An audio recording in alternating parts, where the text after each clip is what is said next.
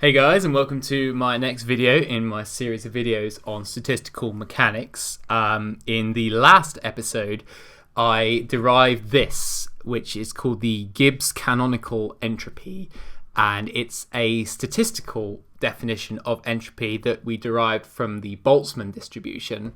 And in deriving it, we basically had to make the assumption that the total number of microstates, omega, is approximately equal to the number of microstates in the most probable macrostate, W. So W max was. So we kind of had to make this approximation, which at first glance seemed a little bit weird to approximate that, but we found that it is actually true for a sufficiently large number.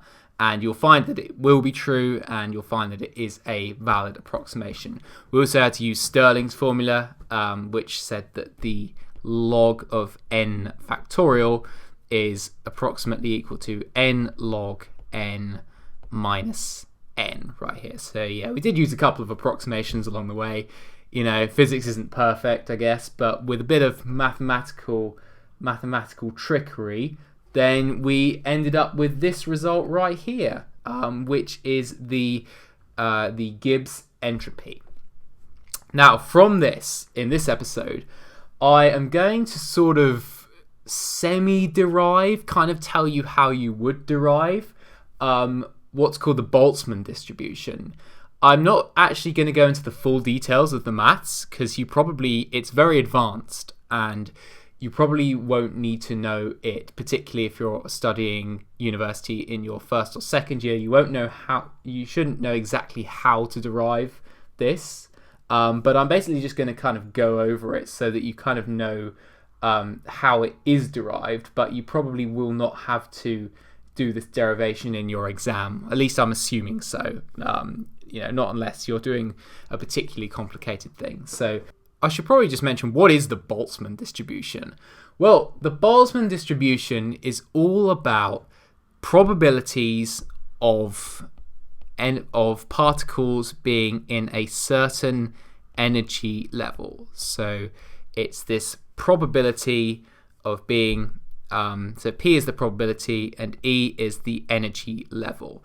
If we just sort of think intuitively about it, then we kind of figure that particles tend to not really want to be in high energy levels. They'd kind of rather be in low energy levels, which is why I said before, you don't get frazzled when you stare at the sun. You don't get frazzled with X-rays and gamma rays because there are more photons that are in the sort of infrared and visible light range of the spectrum rather than in the ultraviolet. So, nature tends to prefer lower energies. And so you could probably expect the distribution, the Boltzmann distribution, which is all about distribution of energies, to look, something like a sort of exponential tailing off thing. So that's kind of going to be our guess. As it turns out, it will turn out to be an exponentially tailing off graph. So intuitively we are right about that. But we're just going to kind of derive it, just kind of show how it's derived. So the way in which we start to derive it is we say that we want to maximize the entropy, SG. And in maximizing the entropy, it kind of follows along from the second law of thermodynamics. We want to find those macrostate probabilities that result in the highest entropy, S, right there. So that's basically what we're trying to do. Now, the way in which we do it mathematically is using a method called Lagrange multipliers.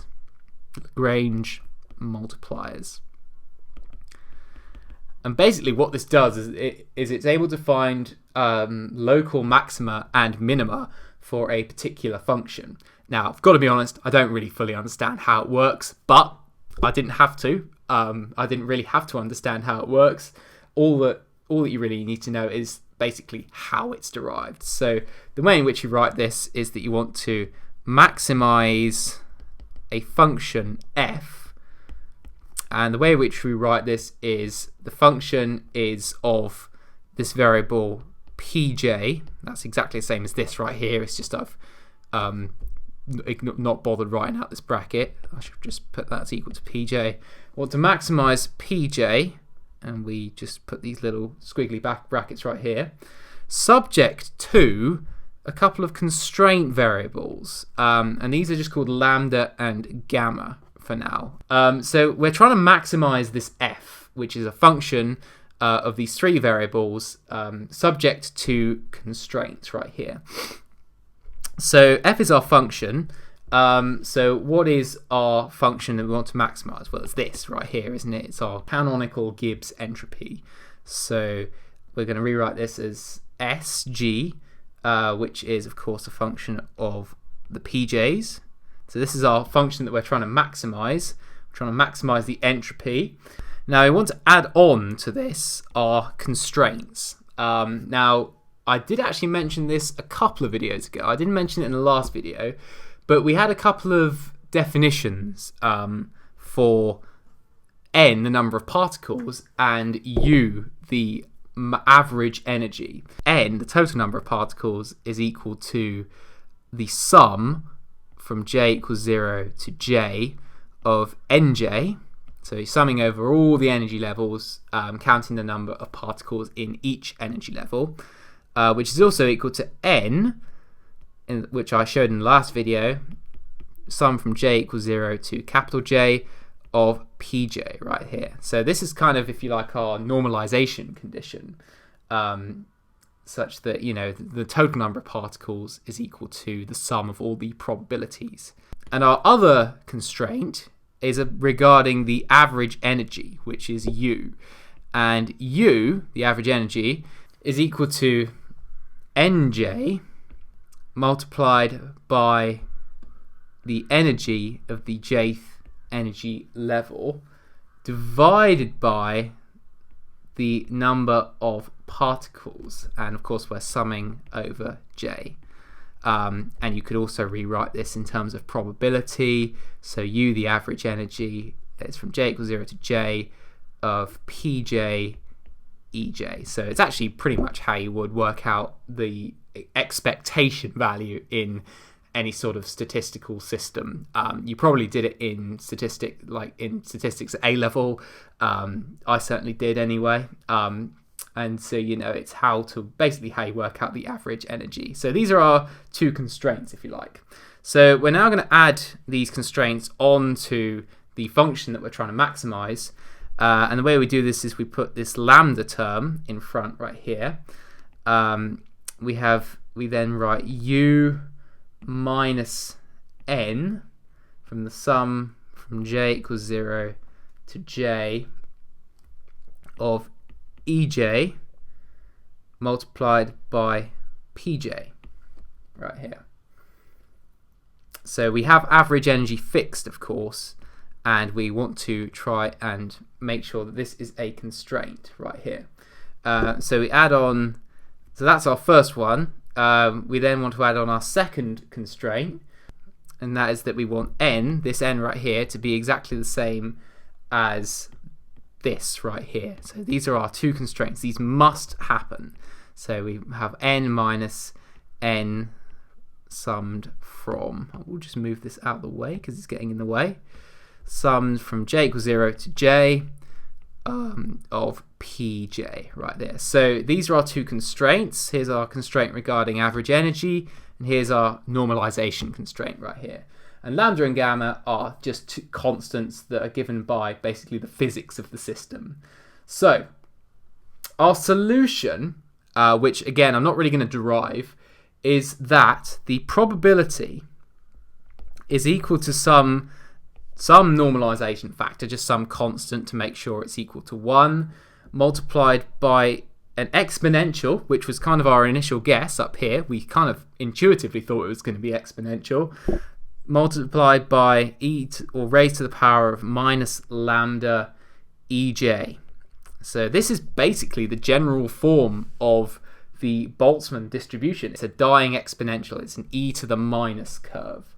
And so we use these two constraints in the method of Lagrange multipliers to obtain this right here. Now, I can finally reveal what this lambda is. As it happens, gamma doesn't appear in the final distribution, but lambda does, and lambda is actually equal to 1 over kBt. Now, of course, kBt is a measure of energy right here. So we simply multiply the temperature by the Boltzmann constant, and we're going to get some sort of unit of energy. But we actually call it quite a lot in thermodynamics. We call it beta. And beta we kind of call the inverse temperature. So it's called the inverse temperature. It's actually not a measure of temperature as such. It's actually a measure of 1 over energy. It has the units of joules to the -1. So basically it turns out that the higher the temperature is, the lower beta is. So when beta increases, then you basically get it much colder. So it's kind of a weird way of doing it, but it basically makes everything a lot easier to write, because we find this 1 over kBt a hell of a lot in statistical mechanics, and so it's actually kind of just easier to just write this constant beta rather than having to keep on writing 1 over kBt all the time. And so we can use this result to work out what lambda is. So substituting this in, we get that Pj is some normalization constant A multiplied by e to the minus beta Ej right here. So now what we've got to do is work out what this normalization constant A is. And that's pretty easy, actually. We said that the sum from j equals 0 to j of all the probabilities, Pj, so if we sum over every single energy state, the sum of all the probabilities must equal 1. Again, I've said that quite a few times. You guys are probably sick to death of me hearing about that, but it is pretty damn important. So yeah, don't forget that. And that is equal to 1. But what is Pj right here? Well, we can simply substitute in what Pj is into this equation right here. So we go from the sum from j equals 0 to capital J of A e to the minus beta Ej equals 1. So I've just subbed in what Pj is right here. And so we can then take out this A out of the front of the sum right there. And what I'm now going to do is divide both sides by A. So I get that 1 over A is simply equal to this sum right here. So A is therefore just equal to 1 over this sum right here. I'm not going to bother writing it all out, but you guys know what I mean. So we can now write our probability of it being in the jth energy level as e to the minus beta Ej divided by the sum from j equals 0 to j of e to the minus beta Ej.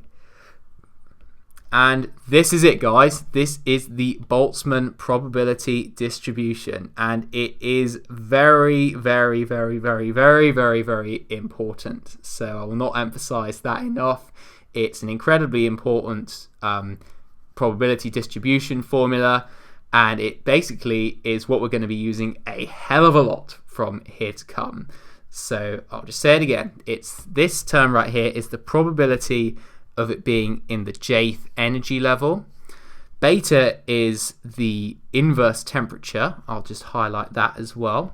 The 1 over kBt is beta right here. It's just kind of a more convenient way of writing temperature. So beta is just basically a measure of temperature. The higher beta is, the lower temperature is.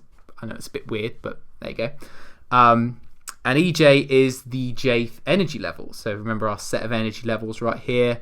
This is maybe E1, this is E2, this is E3, right the way up to some random one, Ej, and J is just a summation dummy index right here. So there we go. This is our probability distribution formula, and it's very important. You will have to know it pretty well, I would say. I'm just going to make one small change, and you guys are probably going to not like me for saying this, but we have kind of glossed over a fact. What if we have two different states at the same energy? And the way I can draw this out visually is I'm going to draw my set of energy levels, but let's say this energy level right here has another state right there, which is, equally as probable. It's an equally probable microstate, and so therefore, but it could also have this energy right here. So this is going to affect things, isn't it? And so what I'm actually going to do is I'm actually going to slightly change this formula. J is of course the energy level, but I'm actually going to, instead of use J, I'm just going to use K right here. So we're going to go from K equals 0 to J, capital J is still the same, and we're just going to change this out for K right here. And so the reason I've done this is that we're actually going to be summing over energy levels rather than summing over states. So yeah, K is basically summing over all the different states. J is basically summing over all the different energy levels. And so you could have different states at the same energy level. For example, this one could have 3. This one could maybe have 5 or something. And you'll actually find this a lot. And we call this concept of the same energy with different states, we call it degeneracy. Degeneracy. And it's quite an important concept when it comes to statistical physics. It's basically the same energy with different states right here. So there we go. So that is our slight modification. I'll in fact re-highlight this. So it's essentially the same formula, it's just I've basically changed what I'm summing over. So instead of summing over energy levels, I'm summing over all the different states. So there we go. Here is our Boltzmann distribution. So now what am I going to do? Well, I'm going to do what I normally do with a new function. I'm going to go ahead and graph this thing right here. So let's go ahead and graph the probability of it being in the jth energy level against the energy level right here. Of course, we've got probability, which is the function, and it's a function of energy. So what are we going to get? Well, remember we're talking about discrete energy levels right here. So we're going to get that instead of like a smooth continuous graph, we're going to get some dots, but we're going to just essentially join them up, join the dots, and we will see that it is an exponential graph. So what happens when the energy is 0? Well, if the energy is 0, then this whole term right here, this whole term within the exponential is going to be 0 as well. And we know that e to the power of 0 is just simply 1. If you raise anything to the 0th power, then you will get 1. And e is no exception. So therefore, when e is 0, you are just going to end up with this right here. This 1 over this summation term right here. Now, I'm going to call this term in the denominator right here, I'm going to give it a name. I'm going to call it Z. I know I used A earlier, but I'm going to call it Z right now. And I'm not going to tell you what Z is right yet, but I'm just going to call Z the sum over states from k equals 0 to j of e to the minus beta ek. Remember, don't worry about the k, it's just simply another dummy summation index right here. And I'm going to just call it Z. So what's this graph going to look like? Well, it's going to hit this axis here. So that term, remember, is just 1. This term is just Z, so it's going to just simply be 1 over Z right here. And so what's going to happen? Well, we can see it's an exponential curve, but of course we're still dealing with discrete energy levels right here. So we're just going to essentially draw out the dots. And we find exactly what we thought we were going to find, is that there was an exponential decrease. So I'm going to basically draw in the missing line. We're going to pretend it's continuous for a second. It's an exponential dying number. So basically, the higher the energy level, the less likely it is for a given temperature. Remember, this probability distribution is also a function of temperature. This is essentially what beta measures. And so what's going to happen to this distribution if we change the temperature? So if we lower the temperature, say we're going to lower the temperature, well, this term isn't going to change on the top right here. This term is still going to be 1 because that EJ will basically kill the whole thing. But what about this right here? What's going to happen to this denominator? What's going to happen to Z? If the temperature decreases, then beta is going to increase right here. But what's going to happen to an increasing negative? This whole exponential is going to decrease. So therefore, if this whole exponential decreases, then all of the exponentials will decrease. So the sum of all the exponentials will decrease. And so we'll find that Z will decrease. So at higher temperature, so at lower temperature, Z decrease. But what's going to happen to 1 over Z? Well, 1 over Z is actually going to increase. So you'll find that at lower temperature, then you'll actually get a curve that looks a bit more like this. So it's the same exponential, but of course it's going to intercept the PJ axis at a higher point. So let's just call this Z prime. It's basically the new Z at the new temperature.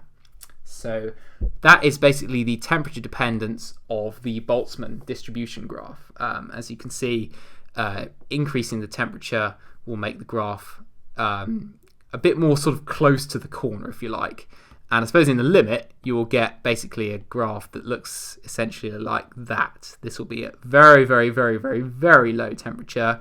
And of course, absolute zero, you're going to get something a bit like that. It's just going to be a flat right angle. Now I'm going to go back to this formula for the entropy, the Gibbs formula for entropy, SG, which was minus NKB multiplied by the sum of PJ log PJ. So this is our formula for the canonical Gibbs entropy, the entropy in the canonical ensemble.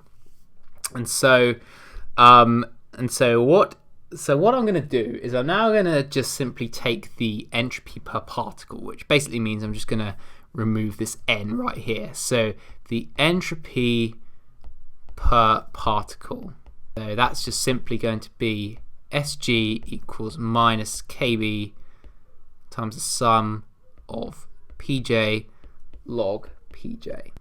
Oh, whoops. PJ log PJ. I'm not going to bother continuously writing in these summation indexes. We basically know that we're summing over all of the different energy levels. If it's J, then it's energy levels. If it's K, it's states.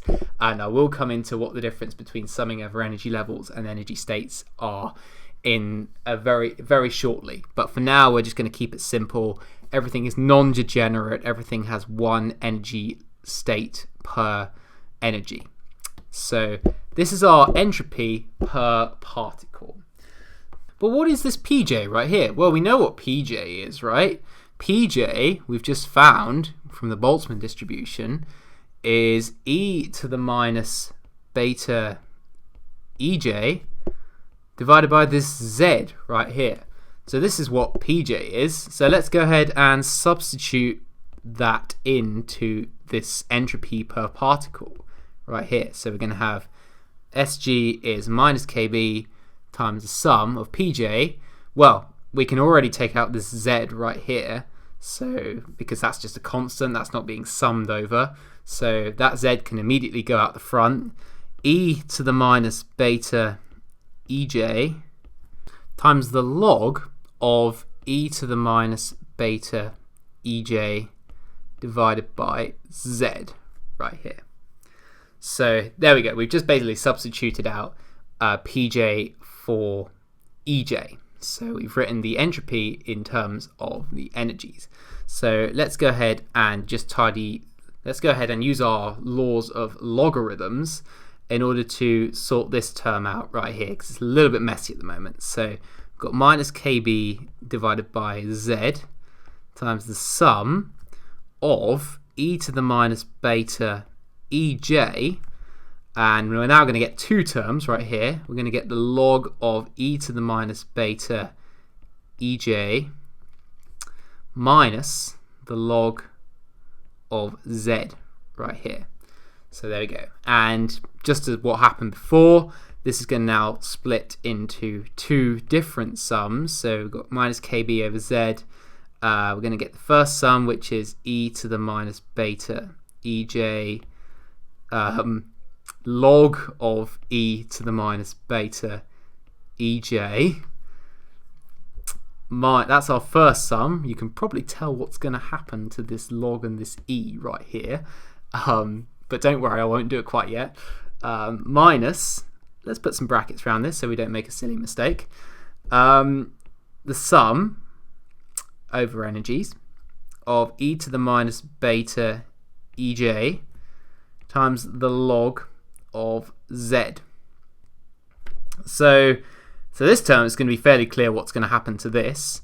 This is going to be simply kb over z, e to the minus beta ej times the log of minus beta ej, so log of e to the anything is just going to be whatever's in here. So fairly obvious what happens to that. So we're going to get the sum of minus beta ej multiplied by e to the minus beta ej, and we're going to get minus, and this sum and this term right here is still going to be exactly the same, e to the minus beta ej, and the log z we can kind of put out the front right here. So here is our log of z term just coming out the front right here. So there we go. But what is this term right here? This term right here is just, well, sum e to the minus beta ej. That is exactly what we said was z. Z is just simply equal to the sum over all the exponentials of all of the different energy levels. That is the definition of z. So we can simply just replace the sum with z. So we're going to get z times the log of z right there. So that condenses down quite nicely. And now we're going to go ahead and divide all of this. We're going to divide everything in here by z, and we're going to hence multiply this by z. So we're going to get minus kb, and instead of divided by z, we're just going to divide each of these terms by z. 1 over z multiplied by the sum of minus beta ej e to the minus beta ej minus log z right here. And so that is the Gibbs entropy. So now what are we going to do? Well, this beta can kind of just come out the front right here. So let's just go ahead and rewrite kb divided by z times beta times the sum of ej e to the minus beta ej plus, let's just go ahead and expand out this bracket again, kb log of z right here. So this is our Gibbs entropy. Now we can in fact identify this term right here. Let me just highlight it. This term right here, what is this? We have sum of over energies e to the minus beta ej. But what is this e to the minus beta ej divided by z? Well, this is just pj. Pj is equal to e to the minus beta ej divided by z right here. This is our Boltzmann probability distribution formula.